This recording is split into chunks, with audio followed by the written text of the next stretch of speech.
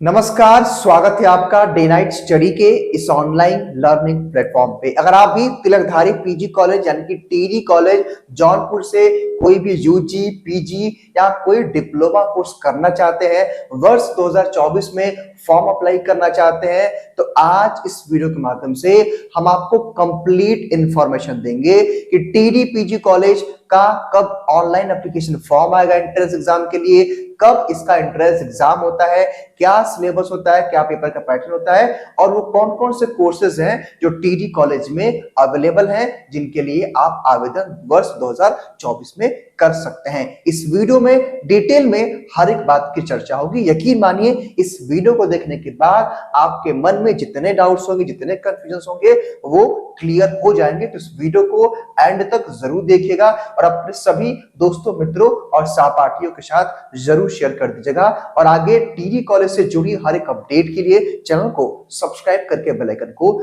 जरूर प्रेस कर लीजिएगा। ये जो मैंने कुछ पॉइंट्स लिखा है, हालांकि इससे ज्यादा ही हम आपको चीजों को बताने वाले हैं। सपोज करिए कि आपने टीडी कॉलेज पीजी कॉलेज के बारे में सोच लिया, जो कि जौनपुर का एक महाविद्यालय है। याद रखिएगा, ये वीर बहादुर पूर्वांचल विश्वविद्यालय का अटैच्ड एक कॉलेज, लेकिन काफी फेमस है।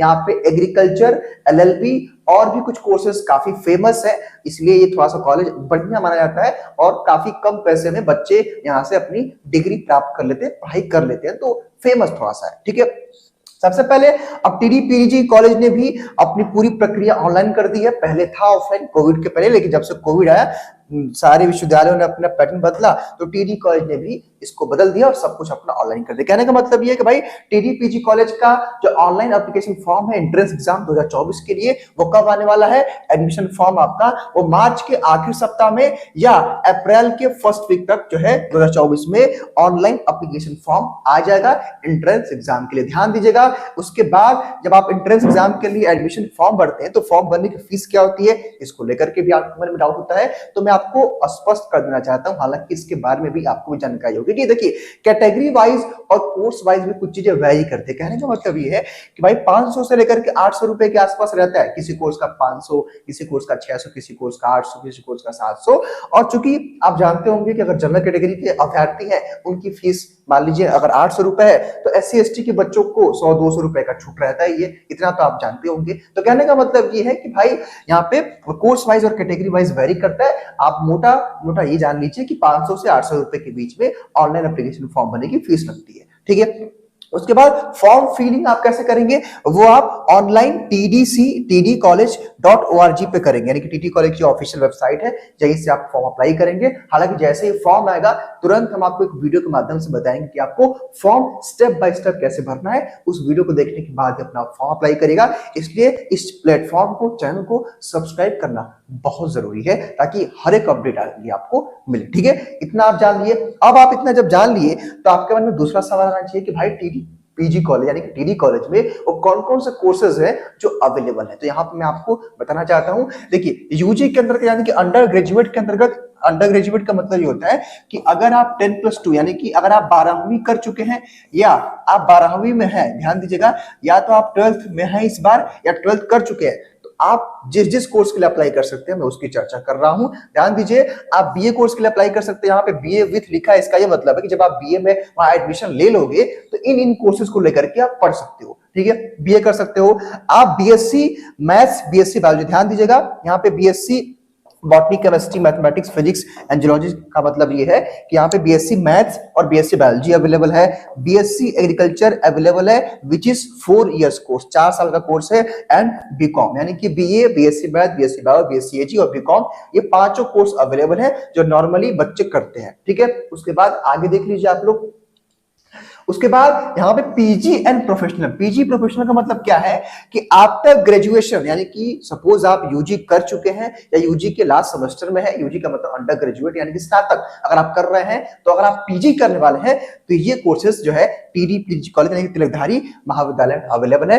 एमए का मतलब है कि आप एमए हिंदी से कर सकते हैं वहां पे, एमए आप संस्कृत से कर सकते हैं, एमए आप इंग्लिश से कर सकते हैं, एमए ज्योग्राफी से आप कर सकते हैं, एमए फिलोसफी से आप कर सकते हैं, एमए एंशिएंट हिस्ट्री से कर सकते हैं आप, एमए आर्कियोलॉजी एंड कल्चर से कर सकते हैं आप लोग, आप एमए इकोनॉमिक्स से भी कर सकते हैं, एमए पॉलिटिकल साइंस से भी कर सकते हैं, एमए सोशियोलॉजी से भी कर सकते हैं, एमए साइकोलॉजी से भी कर सकते हैं, MA defence and strategic studies से भी कर सकते हैं एजुकेशन से, और एमएससी आप फिजिक्स से जो कि 25 सीटें हैं, एमएससी केमिस्ट्री से आप कर सकते हैं, एमएससी मैथ्स से कर सकते हैं, 80 सीटें हैं, एमएससी बॉटनी भी कर सकते हैं और एमएससी जूलॉजी भी अवेलेबल है। यहाँ पे सीटों का कुछ विवरण दिया हुआ है कि इतनी इतनी सीटें उस स्पेसिफिक कोर्स में अवेलेबल है।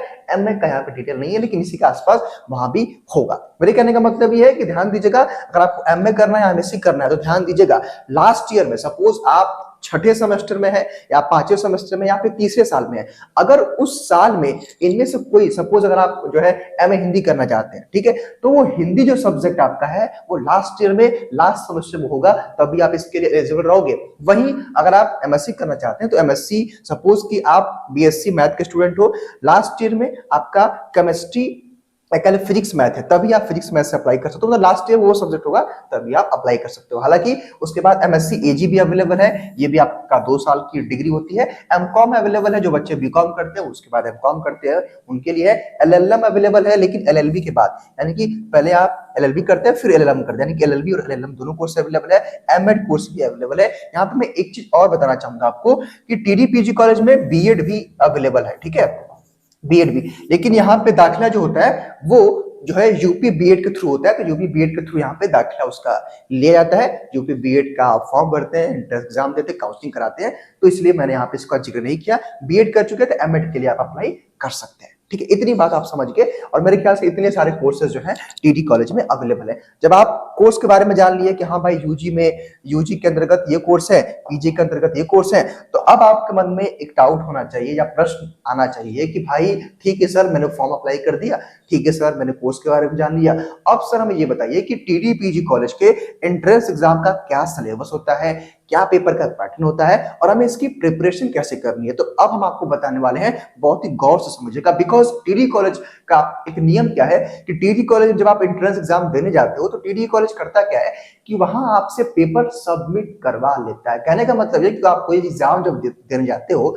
तो वहां से पेपर लेके आप आते हो, मिलान करते हो, हाँ मैंने कितना क्वेश्चन सही किया, कितना गलत किया। लेकिन टीडी कॉलेज क्या करता है कि जब आप वहां पे एग्जाम देने जाते हो तो टीडी कॉलेज क्या करता है, वो पेपर रख लेता है, आपको ओएमआर की केवल कार्बन कॉपी मिलती है, ठीक है, तो पेपर वहां से आउट नहीं होता, पेपर नहीं मिलता है, इसलिए ढेरों सारे बच्चों के मन में असमंजस की स्थिति रहती है। हालांकि पिछले 2-3 साल से हम लोग इसकी तैयारी करवा रहे हैं, तो हमें पता है हमारे बहुत सारे बच्चे वहां पढ़ रहे हैं, तो उनसे जान करके हर साल हम लोग उनसे जानते हैं कि हाँ भाई, अगर आपका बीए था तो कितने क्वेश्चन आए थे, कहाँ से आए थे, अगर आपका बीकॉम था तो कितने क्वेश्चन आए थे, कहाँ से आए थे, अगर आपका बीएससी एजी था तो कौन से क्वेश्चन आए थे, कहाँ से पूछा गया था, क्या लेवल था, कितने क्वेश्चन किस पोर्शन से थे, एलएलबी था तो एलएलबी में क्या क्या पूछा था। तो हम लोग बच्चों से कलेक्ट करके सब कुछ एकदम, यानी कि जो कहते हैं ना कि बच्चों का रिव्यू लेकर के, बच्चों से जान करके और मेमोरी बेस्ड क्वेश्चन, उस प्रकार का हम लोगों ने पूरे अपने डेली एजुकेशन ऐप पे सिलेबस पेपर का पैटर्न डिजाइन किया है और उसी बेस पे हम एंट्रेंस एग्जाम की तैयारी भी ऑनलाइन अपने प्लेटफॉर्म यानी कि अपने एप्लीकेशन डीएनएस एजुकेशन ऐप पे करा रहे हैं। तो अगर आप हमारे साथ पढ़ना भी चाहते हैं तो आगे आपको हम बताएंगे, ठीक है। तो इस तरह से हम बच्चों से बातचीत करके बताते हैं, ठीक है। अब आइए, पेपर का पैटर्न समझना जरूरी है। अब यहाँ पे एंट्रेंस एग्जाम का क्या सिलेबस होता है, क्या पेपर का पैटर्न होता है, समझना बहुत जरूरी है। ध्यान दीजिएगा कि ये जो मैं आपको पेपर का पैटर्न बताऊंगा ये सभी कोर्स में अप्लाई होगा, सिलेबस सबका अलग होगा। सपोज भाई अगर आप फिजिक्स का पेपर देते हो तो फिजिक्स का सिलेबस अलग होता है लेकिन पेपर का पैटर्न सेम होता है। पेपर का पैटर्न का ये मतलब है कि भाई सपोज कोई भी आप एग्जाम देते हो, सपोज मैं अगर रिसेंटली आपको बताऊं, सपोज आप बोर्ड का एग्जाम दे रहे थे बोर्ड में, तो बोर्ड में क्या था कि सभी पेपर का पैटर्न फिक्स था कि 70 नंबर का क्वेश्चन होगा, मतलब पेपर होगा, 2 घंटे का एग्जाम होगा, वो फिक्स था, लेकिन सबका सिलेबस अलग था। वैसे ही पेपर का पैटर्न आपका एंट्रेंस एग्जाम का सेम रहेगा। नंबर ऑफ क्वेश्चन आपसे 100 पूछे जाएंगे और 100 मार्क्स का आपका एग्जाम होगा। इट्स मीन कि एक क्वेश्चन करेंगे तो 1 नंबर मिल जाएगा। वहीं पे क्वेश्चन टाइप आपका एमसीक्यू होगा, यानी कि मल्टीपल चॉइस टाइप क्वेश्चन।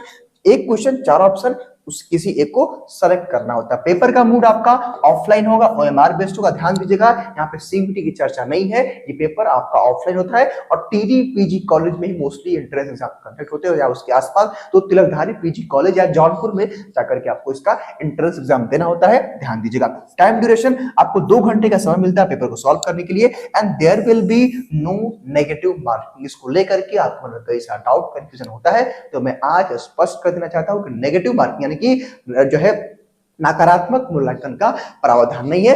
अब सारे क्वेश्चन अटेम्प्ट कर लेना, नेगेटिव मार्किंग नहीं है, नो रिस्क। ठीक है, अब पेपर मीडियम, पेपर का मीडियम क्या हो? सपोज आप बीए का फॉर्म भर दिए हो, सपोज आप बीएससी, बीकॉम, एलएलबी, एलएलएम चाहे किसी भी कोर्स का फॉर्म भरे हो, तो हिंदी और इंग्लिश दोनों भाषाओं में आपका पेपर आता है। तो अगर आप सीबीएसई बोर्ड से हैं, हिंदी माध्यम से हैं, बिहार बोर्ड से है, कोई टेंशन की आवश्यकता नहीं है, आराम से आप पेपर को अटेम्प्ट कर सकते हैं। दोनों भाषाओं में पेपर आएगा एंड 1 क्वेश्चन करेक्ट, अगर आप एक क्वेश्चन को सही करते हो तो +1 यानी कि 1 मार्क्स मिलता है, और वहीं अगर आपका एक क्वेश्चन गलत होता है तो 0 मार्क्स यानी कि कोई मार्क्स आपका नहीं कट रहा है, तो आप सारे क्वेश्चन को अटेम्प्ट करोगे। नेगेटिव मार्किंग नहीं। नेगेटिव मार्किंग का मतलब होता है कि अगर क्वेश्चन गलत करते हो तो आप मार्क्स कटता है, लेकिन यहाँ पे वैसा कुछ नहीं है, आप सारे क्वेश्चन को अटेम्प्ट कर सकते हैं। तो आई होप कि आप पेपर का पैटर्न समझ गए होंगे। वहीं अब आप अलग अलग कोर्सेज के होंगे, बीए, बीएससी, बीकॉम के होंगे आप लोग, या एलएलबी के होंगे, एलएलएम के होंगे, तो यहाँ पे मैंने क्या लिखा है? Syllabus course wise syllabus video will be uploaded separately. कहने का मतलब है कि आपको सोचो कि ये ओवरऑल वीडियो है,